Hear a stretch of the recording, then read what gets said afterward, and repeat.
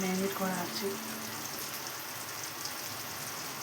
টক দই, পাতিলেবু, সর্ষের তেল, গোটা রসুন, নুন, হলুদ, লঙ্কার গুঁড়ো, আর এখানে হচ্ছে গোটা গরম মশলা, টমেটো, পেঁয়াজ কষা হচ্ছে, এখন ভাজা হচ্ছে।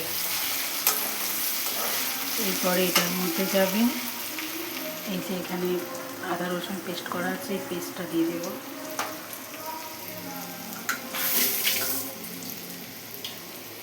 দেওয়ার পর এখন কিছুক্ষণ নাড়বো, তারপরে গুঁড়ো মশলা দেবো ওর ওপর, তারপরে মাংসটা দিয়ে দেবো। আর এখানে যে আলু ভাজা আছে,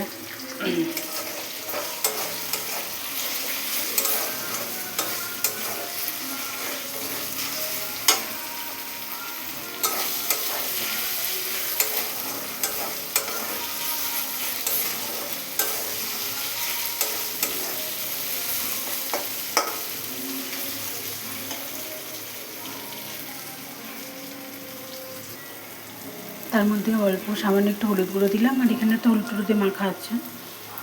এবার গোটা জিরে গুঁড়ো আর ধনিয়া গুঁড়ো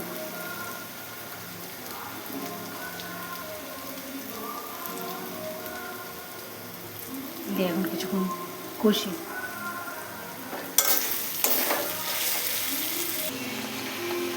সব রকম মশলা দেওয়া হয়ে গেছে, এখন কিছুক্ষণ কষতে হবে।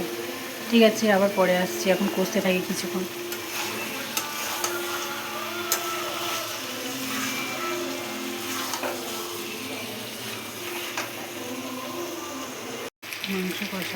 মাংস কষা হচ্ছে, হয়েই গেছে শেষ পর্যায়ে।